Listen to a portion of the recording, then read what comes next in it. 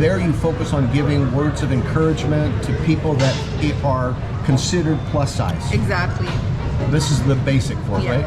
Do you sell products? Do you use it as a economic channel as well, or is it purely for the benefit of people getting good information about how they should be viewing themselves? In terms of my Instagram, yes, I do promotional campaigns. That's something that I was doing back in my country as well. Like, obviously, there's a huge channel now, so a lot of people used to contact for promotions, like for PRs and everything. So that's there. But in terms of encouragement, in terms of counseling, that's nothing. I don't make money out of it. But yeah, in terms of promotion and everything, there are a lot of brands which we want to collaborate so that, you know, they get the idea they want to put out to their customers, like maybe potential customers. So I've been doing that. Like, but in terms of counseling, like encouraging people to be who they are, nothing. That's just like, it's because I've been in their shoes, right? Sure. Yeah, so I just want them to feel encouraged, empowered, and confident. Like, one thing is being confident.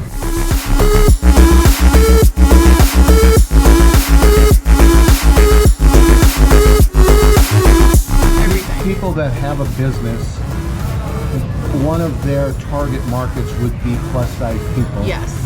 You would be a great resource to contact and do a collaboration with. I would love to.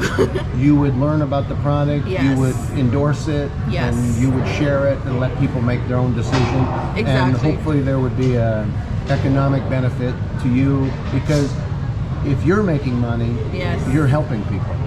I try to, right? As much as I can. You can't do other things if you don't have gas in your car. Exactly. So these things all fit together. When we have good people, like I thoroughly believe you are, then I'm happy when they succeed on all levels, because you're making a huge difference in the world, right? Thank you. Yes. Right? Yeah. So let it sparkle. Yes. Beyond beauty beyond beauty borders. Beyond borders. Yes. Helping mostly Pakistani women be able to sell their products to Bangladesh or wherever. Wherever around the world. Okay. Yes. And what else is on your priority pile of influence in the world? This was something that I do. I love doing about it. And other than that, currently I'm exploring new domains, like trying to get into the training sector, like focusing on the career-wise as well. Okay. For example, being an international student, coming here, leaving back your country, there's so much that we go through, like the transition of becoming an international student and then going with that it's very there's a lot of struggle in it. Why Vancouver? I wanted to come to Canada. Like I always liked it. Like there's a lot of opportunity in terms of settling here. That's I would like be very honest with it. Like if you're investing in your education, you can even like they're giving back to you in a sense as well. Right. Vancouver because it doesn't snow much. A little rain once in a while. Yes. So it rains a lot, but for me, I was the person who thought like, okay, now if it snows like very much, I won't be able to handle that. So when I was searching for it, then I thought like Vancouver, it's beautiful. Right. I love it around here. You actually see sunshine very often. And I love rain. I'm somebody who loves the water, somebody who feels very calm. So this waterfront is like, this is like my second home. The ocean's right over there. Yes. If it wasn't raining, we would be outside walking. Yes. I love doing the videos this way. I love waterfront. Like me and my friends. We'll have a follow-up on a sunny day. Exactly. Me and my friend, like we're always there whenever we're feeling down, we're feeling like we're missing back home. We always come here and start walking. So water for me is very, like I'm very connected to water. It makes me feel very calm, very relaxed. So yeah, I love So that. in a nutshell, in answering why Vancouver, it's the ambience, it's the climate, yes. it's proximity to the ocean. Yes, and opportunities. And the opportunities. Yes, because this is another city which is developing into tech industry. There's going to be a lot of development in the future. So for job perspectives, it's going to be huge for people like me because we're into the international student like line.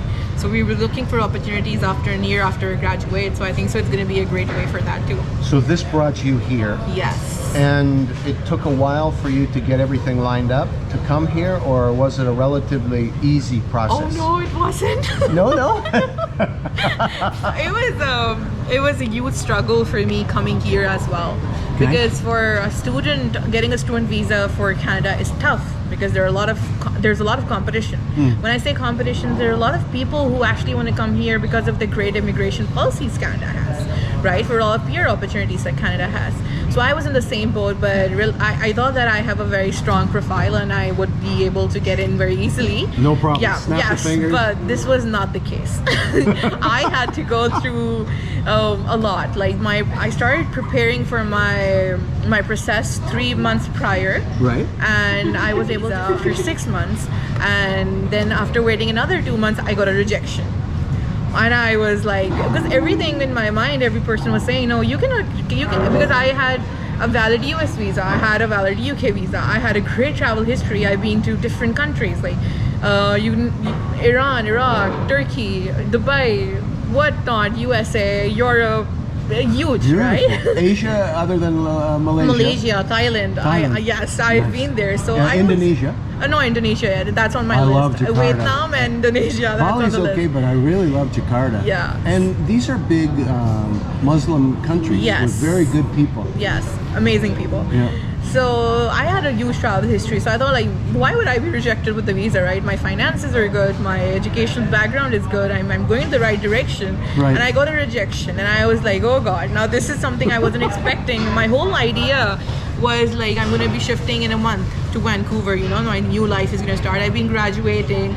I did not apply for any good jobs, and the offers that I got from really good companies, I had to turn them down because obviously I cannot leave a company after working 3 months. Sure. Right. So everything in that period of time was dependent on Canada. Like, yeah, I'm going to be moving, and I was like preparing in my mind. And all of a sudden, I remember me and my family, we were going through COVID. It was a very bad time for us. Sure. And in that time, I got an email that your visa has been refused. And I still remember that I was crying out loud, and my mom was feeling, it's okay, that's not the end of the world. But then I knew that Why was it refused? There were like 2 reasons. Number one, they were not sure if I'm going to go back to my country after my studies. Okay. And the second one was merely, limited opportunities in my country. Okay. So then considering that options, I gave them huge supporting documents that no, I am very well established in the country, right? So after that, I discussed it with people. Then I appealed in the court, my case was refused, but I think so there is a chance for me coming here, and my profile is very strong. And then I got it. I won the case, and I'm here.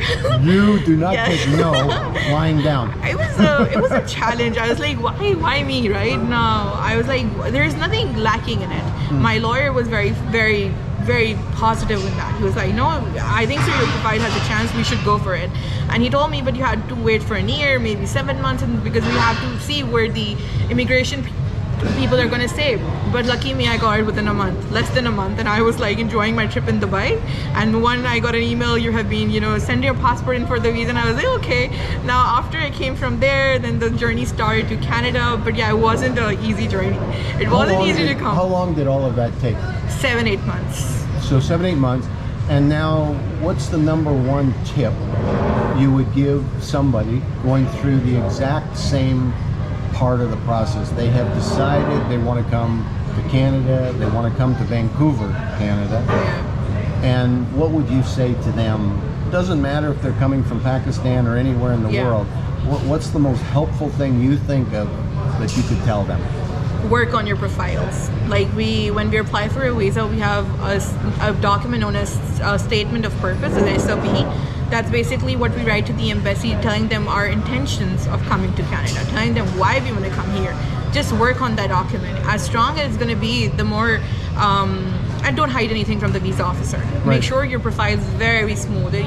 There's nothing to hide at the end of the day. Right, it's all discoverable. Exactly, right? So even if you want to hide your visa rejection of another country, they're going to put your data, everything is going to be, red flags are going to be there. Right. So why hide it from somebody? When you hide stuff, that's going to be more questionable to the visa officer. Sure. So yeah, so just be honest with your file and work on your SOP.